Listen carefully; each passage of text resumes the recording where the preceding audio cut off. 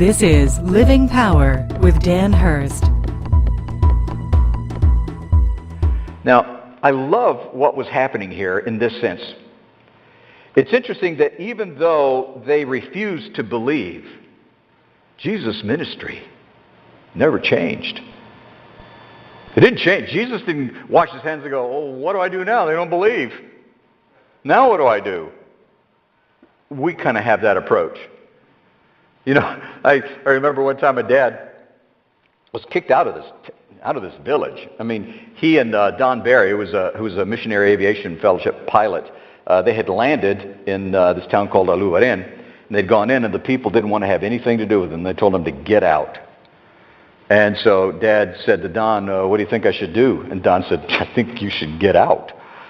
And so they got on the plane, and they started taking off, and just as they got up over the jungle, the downdraft came, flipped the plane, and they ended up crashing in the jungle. And not a scratch. Didn't get a scratch. Except that night when Dad went to the river to bathe, he slit his foot open. But, you know, that's. I said, "Dad, only you, of all people, you know, you don't get hurt in a plane crash, but no, you know, you refuse to pay attention to the river." But the people came. And, of course, who wouldn't? There's been a plane crash, you know, in our village, you know, and they came and surrounded it, and they said, "Well, since you're here, you can stay. We'll provide some lodging for you." And it was amazing how God worked all of that out. But the people kept wanting them to leave, And I asked Dad about that sometime later. I said, "Well, Dad, didn't you get really discouraged? I mean, they kept telling you don't." He said, "Well, let me ask you something, son. If you got in a plane and God flipped it, wouldn't you sort of feel like maybe you needed to stay? And wouldn't you feel like maybe you needed to keep going back?" He said, their rejection of the Word was not a rejection of me. And I thought about that so often. We tend to take it so personally when somebody rejects the Word or rejects God. We think they're rejecting us, and they're not. They were rejecting Jesus, but it didn't stop Jesus. He had a ministry to accomplish. We're going to see next Sunday a shift in Jesus' ministry. It's pretty interesting. Jesus' ministry didn't change. He, in fact, grew it. It got bigger. Jesus' ministry didn't change, but he shifted gears. And we're going to take a look at what do you do when it's time for a change to happen in your life, when you need to shift gears in your own life. How do you do that? How do you go through that process? And we'll take a look at that next Sunday. But Jesus' ministry didn't change in spite of the fact that people say, "Well, we're not going to believe." And Jesus kept saying, "Look, I've told you, you don't believe. Deal with it. What am I supposed to do? If you don't want to believe, you don't want to believe. I'm not going to change my ministry, but it is going to change you." But the fact of the matter was they couldn't get away from what he said. They had put God in a box, just like people do today. And they had demanded that God act according to their definitions and their descriptions.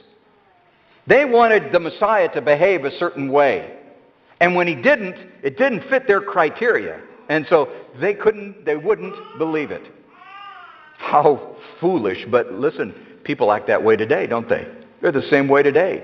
If you don't measure up to what I say you should do, then I'm not going to believe in you. Well, that's really, when you think about it, that's about as dumb as you can get. Because what kind of a God would he be if he went, "Oh, here, let me do whatever you want me to do"? That's not God. God doesn't act that way. You know, God says, "I am who I am."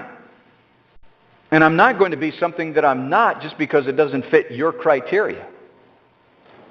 So they couldn't get away from the truth that Jesus spoke, the things that he did, the miracles that he performed. They couldn't get away from that. And so it really came down to this point where they either had to accept the fact that he was who he said he was, that he was the Messiah, or that he was an imposter. But God wouldn't give such incredible power to an imposter, would he? So there was this dilemma. They didn't know what to do with this truth, with this power. So Jesus went on to explain to them why they had such conflict and confusion over this. It's amazing what Jesus said here. He said, "I'm going to tell you why you have a problem with this, guys. Here's the reason. John 10:26. You do not believe because you're not among my sheep. That's why you don't believe. You're not among my sheep. Now, I find it somewhat amusing that some people take this particular statement and they build a big doctrine of election on this. You know what I'm talking about? That some people are chosen to go to heaven and some people are chosen to go to hell. You know, kind of a predestination, a warped predestination thing. It's not what Jesus was saying at all. Don't read that into it. Jesus was not saying that they were hopelessly condemned to hell. Jesus was not saying that they were predestined to hell, that they didn't have a choice. He was not explaining, what he was explaining was why they were so confused and conflicted. Remember the very clear teaching in the Old Testament, several times through the Old Testament. It's all really summed up in Jeremiah 29:13, where he says, you will seek me and find me when you seek me with all your heart. It's in there several times. You will seek me and find me when you seek me with all your heart. It's a promise from God. And what he was saying was, guys, you're not following me. You're not my sheep. You're not seeking me. Because if you seek me with all your heart, you will find me. He had already explained that several times to them. In fact, a couple of months earlier, he had said to them in John 8:47, he had said, whoever is of God hears the words of God. The reason why you don't hear them is that you're not of God. Jesus was very, very clear. Only those who are his sheep, his followers. Remember sheep? That's what sheep do. They follow. Only those who are his followers, his sheep, would understand and discover who he really is. Those who are on the perimeter are just trying to look at it and see what was going on and observing it and trying to make some decisions from that standpoint, were never going to discover what it was all about. Because they weren't following him. They weren't attaching themselves to that truth. And so he said, my sheep hear my voice, and I know them, and they follow me. I give them eternal life, and they will never perish, and no one will snatch them out of my hand. A flock follows its shepherd to the pastures and streams. By the way, sheep don't always have pastures and streams. Sometimes it's a process getting to the pasture and streams. In fact, sometimes they have to go through some pretty rocky terrain to get to the pasture and streams. Same thing is true for you. If you are a follower, if you're one of his sheep, yes, he's leading you to pastures and streams, but sometimes you have to go through some pretty rocky terrain to get there, don't you? Christians not only obey Christ, they go where the Spirit leads them. They go where he leads them. Don't always know where they're going. You know, nobody has ever heard a sheep say, oh, I know where we're going. You know, they just follow the shepherd. Wherever the shepherd goes, that's where they're going to go. They're going to trust. Why can they trust him? Because he's taken them to pastures and streams so many times. So even though they're going through some really rocky terrain, sheep don't go, oh, I'm out of here. This ain't working. You know, this isn't what I bought into. I didn't sign up for this. I'm out of here. I'm going to go check the Methodists out. They know better. Sheep follow the shepherd. Now, there's something else that we should pick up on here. If you're going to follow the shepherd, you're only going to follow him because you trust him.